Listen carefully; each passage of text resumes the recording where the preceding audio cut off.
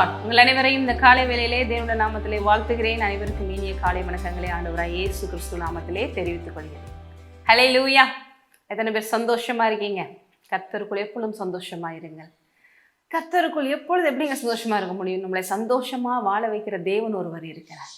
நமக்கு எவ்வளவு கஷ்டங்கள், பிரச்சனைகள், சோதனைகள், கண்ணீர்கள் இப்படியெல்லாம் வந்தா கூட நம்மளை ஆற்றி தேற்றி நம்மளை தோள் மீது சுமந்து தாயை போல நம்மளை பாதுகாத்து வழி நடத்துகிற தேவன் ஒரு இருக்கார். தாய்ங்கிறத தேவன் எதுக்கு இந்த இடத்துல சொல்றாரு அப்படின்னா, பொதுவாகவே உலகத்துல தாய் அன்புங்கிறது ஒரு பெரிய அன்பாக இருக்கிறது இல்லையா, அதற்காக தான் சொல்றாங்க. ஆனா அது எல்லாவற்றையும் விட தேவனோட அன்பு பெரியது. ஏன்னா தேவன் தெய்வீக அன்பை கொண்டு நம்மை நேசிக்கிறார். இந்த உலகத்துல எல்லா அன்பும் தோற்று போகலாம், ஆனால் தேவன் அன்பு மாறாது. தேவன் சொல்றாரு ஏசாயா 66:13, ஒருவனை அவன் தாய் தேற்றுவது போல என்ன பண்ணுவேன், உங்களை தேற்றுவேன்.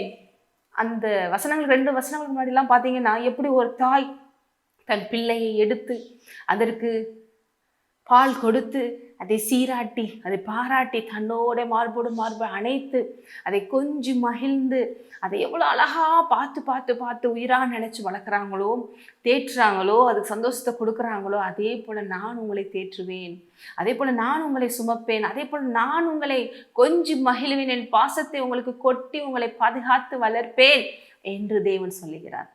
அப்போ இந்த உலகத்தில் இப்படி ஒரு தேவன் நமக்கு இருக்கும்போது, இன்னும் சொல்ல போனால் சில இடங்களில் தாய் உன்னை மறந்தாலும் நான் உன்னை மறவேன் என்றே சொல்லுகிறார். ஏன்னா இந்த உலகத்தில் இப்போ இருக்கிற காலகட்டங்களெல்லாம் எவ்வளோ விஷயங்கள் இந்த கேரக்டருக்கு அகென்ஸ்டாகவே நடக்கிறத பார்க்குறோம். இந்த ரோல், தாய்ங்கிற ரோலுக்கு அகென்ஸ்டாகவே பார்க்குறோம். ஆனால் நம் தேவன் அதை எல்லாவற்றையும் விட பெரியவர். ஏன் இந்த ஆறுதல் தேர்தல் நமக்கு தேவை? தேவனுக்கு இது தெரியுமா? எஸ் தெரியும். அதனால தான் பாருங்க, ஆவியானவர் நமக்கு தேற்றரவாளனாக இருக்கிறார். He is our best comforter.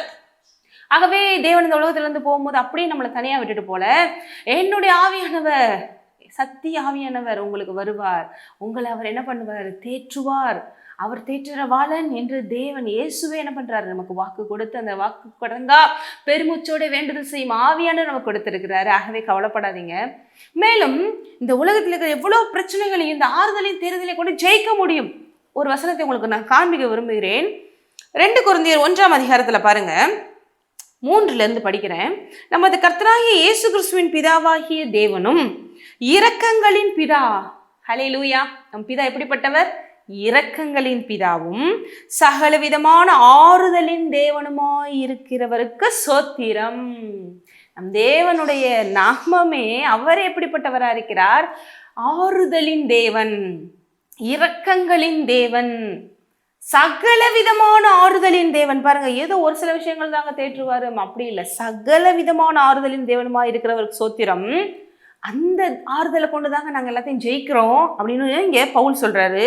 தேவனால் எங்களுக்கு அருளப்படுகிற ஆறுதலினாலே எந்த உபத்திரவத்தினாலும் அகப்படுகிறவர்களுக்கு நாங்கள் ஆறுதல் செய்ய, மற்றவங்களுக்கு நாங்கள் ஆறுதல் செய்து கீழே இருக்கிறவங்களை தூக்கி விட, கஷ்டப்படுறவங்களை நாங்கள் தூக்கி விட, அவங்கள திராணி உள்ளவர்களாக்கும்படி எங்களுக்கு வருகிற சகல உபத்திரவங்களிலேயும் அவரே எங்களுக்கு ஆறுதல் செய்கிறவர். ஹல்லேலூயா. இன்றைக்கு தேவன் உங்களை அப்படியாக ஆறுதல் படுத்துகிறார். ஏன்? நீங்க நிறைய பேருக்கு ஆறுதலாய் மாறி அநேகரை தூக்கி விட, அநேகரை மேலே கொண்டு வந்து அவர்களை சந்தோஷமாய் வாழ வைக்க அவர் உங்களுக்கு கூட இருந்து வழி நடத்துகிறவராக இருக்கிறார். நீங்களும் நல்லா இருப்பீங்க, அநேகருக்கு ஆசீர்வாதமாக இருப்பீங்க. இப்போ இந்த ஆறுதலின் தேவன் உங்கள் தேவன் அல்லவா? அப்போ உங்களுக்கு ஏன் கவலை? எப்பொழுதும் சந்தோஷமாக இருங்க. ஜெபிப்போம். நன்றி அப்பா. ஓ, பேர்பட்ட ஒரு தாய் போல தேற்றுகிற தேவன், தாயை விட மேலான தேவன், ஓ அன்பாகவே இருக்கிற தேவன் எங்களுக்கு இருக்கும்போது, இரக்கங்களின் பிதா எங்களுக்கு இருக்கும்போது, ஆறுதலின் தேவன் எங்களுக்கு இருக்கும்போது நாங்கள் பயப்பட தேவையில்லை, கலங்க தேவையில்லை. இந்த உம்முடைய கிருபையை கொண்டு நாங்கள் எல்லாவற்றையும் செய்வோம். இயேசு நாமத்திலே ஆமென்.